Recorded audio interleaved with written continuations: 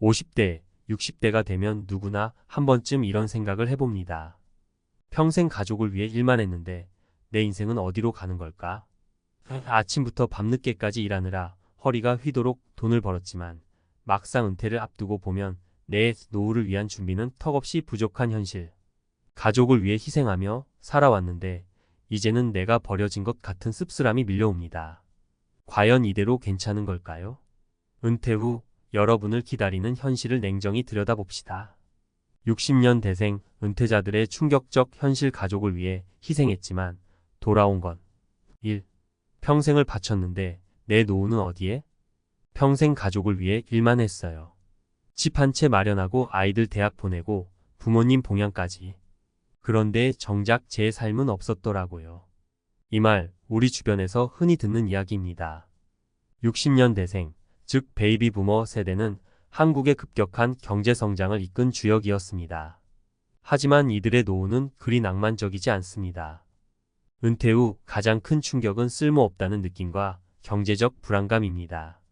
가족을 위해 희생하며 살아왔지만 은퇴 후에는 외로움과 경제적 문제로 고통받는 사람들이 많습니다. 이 글에서는 60년 대생 은퇴자들이 겪는 현실을 3가지 사례를 통해 공감과 통찰을 제공하고 우리가 앞으로 어떻게 준비해야 할지 고민해 보겠습니다. 사례 1. 은퇴 후 집 한 채 남았는데 생활비는 부족해요. 김철수 씨 59세는 평생 직장 생활을 하며 서울 외곽에 집 한 채를 마련했습니다. 우리 집 한 채만 있으면 노후 걱정은 없겠지라는 믿음으로 살아왔죠. 하지만 막상 은퇴 후 매달 나가는 관리비, 건강보험료, 생활비는 김 씨가 예상했던 것보다 훨씬 많았습니다. 자녀들은 결혼 준비로 여전히 손을 벌리고 정작 본인은 병원 갈 돈이 부족합니다. 결국 김 씨는 집을 담보로 대출을 받아 생활비로 충당하고 있습니다. 김 씨는 이렇게 말합니다. 집은 있지만 생활비는 없어요. 제가 이렇게 될 줄은 꿈에도 몰랐습니다. 좋은 노후 준비는 단순히 집 한 채로 끝나지 않습니다.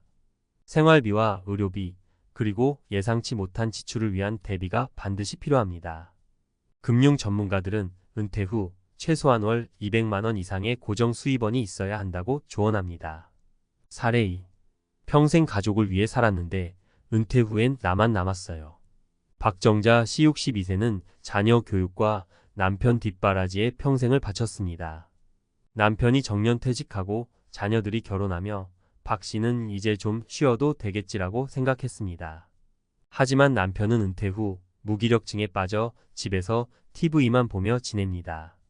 자녀들은 바빠서 찾아오지 않고 박 씨는 홀로 남겨진 기분입니다. 가족을 위해 내 모든 걸 바쳤는데 은퇴 후엔 나를 챙겨줄 사람은 없네요. 좋은 가족을 위해 희생하는 삶도 중요하지만 나 자신을 위한 삶도 준비해야 합니다. 은퇴 후에는 배우자와의 관계를 재정립하고 혼자서도 즐길 수 있는 취미나 커뮤니티를 찾아야 합니다. 나만의 시간을 가져야 외로움에 빠지지 않습니다. 사례 3. 자식에게 기대지 말라고요? 현실은 달라요. 이상훈 씨 65세는 젊은 시절 자녀에게 최선을 다했습니다. 좋은 교육을 위해 학비를 뒷바라지했고 자녀들의 결혼식 비용도 모두 부담했죠. 내가 이 정도 했으니 자식들이 나중에 돌봐주겠지라고 믿었지만 자녀들은 은퇴한 이상훈 씨를 챙길 여유가 없습니다. 아이들도 자기 먹고 살기 바쁘더라고요. 기대가 컸던 만큼 실망도 크네요. 좋은 자녀에게 의지하기보다는 스스로를 돌볼 준비를 해야 합니다. 전문가들은 자녀와의 관계를 유지하되 재정적 독립을 유지하는 것이 중요하다고 말합니다. 부모와 자녀 모두 부담 없는 관계를 위해 서로의 역할을 재정립해야 합니다. 2. 은퇴 후에도 희망은 있다. 위 사례들은 무겁게 들릴 수 있지만 이 현실을 준비하고 극복할 방법은 분명히 있습니다. 다음은 은퇴 후 충격을 줄이고 행복한 삶을 꾸려가기 위한 3가지 전략입니다. 경제적 준비는 철저히 은퇴 후에도 소득원을 확보하라. 퇴직 후에도 경제활동을 이어갈 수 있는 방안을 미리 마련하세요. 소자본 창업, 자격증 취득, 혹은 자산 배분을 통해 안정적인 수익을 만들어야 합니다. 나 자신을 위한 시간을 만들어라. 가족을 위해 살았던 시간을 이제는 자신에게 투자하세요. 새로운 취미를 시작하거나 여행, 봉사활동 등을 통해 삶의 활력을 되찾아야 합니다. 자녀와의 관계 재정립, 균형 잡힌 독립을 유지하라.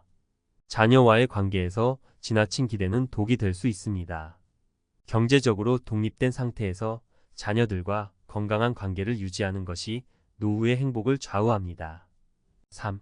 마무리하며 나를 위한 노후 준비 지금 시작하라.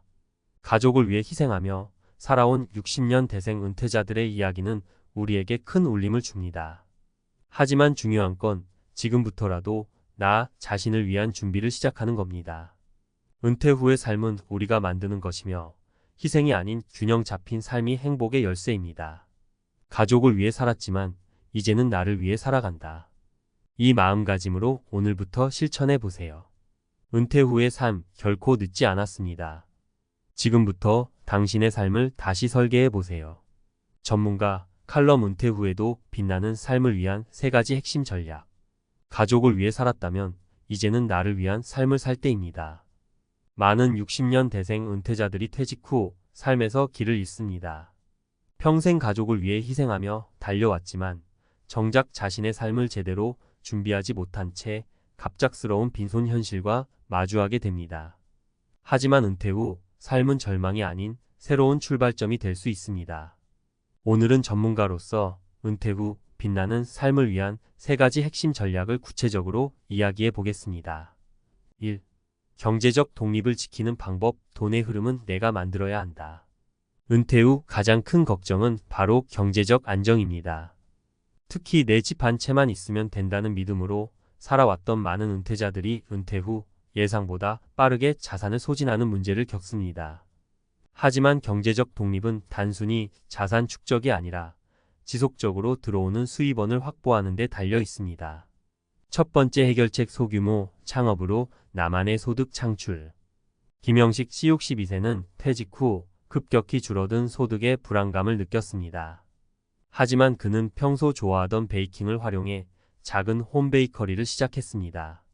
초기 투자 비용은 약간 들었지만 동네 주민들과 SNS를 통해 꾸준히 고객을 확보하며 은퇴 후에도 매달 5,080만 원의 수익을 창출하고 있습니다. 김 씨는 이렇게 말합니다. 큰 돈을 벌겠다는 생각보다는 소소한 수익이지만 꾸준히 흘러들어오는 돈이 심리적 안정감을 줘요. 두 번째 해결책 자격증 취득으로 재취업 기회 확대. 경제적 독립을 위해서는 새로운 기술을 배우는 것도 좋은 방법입니다.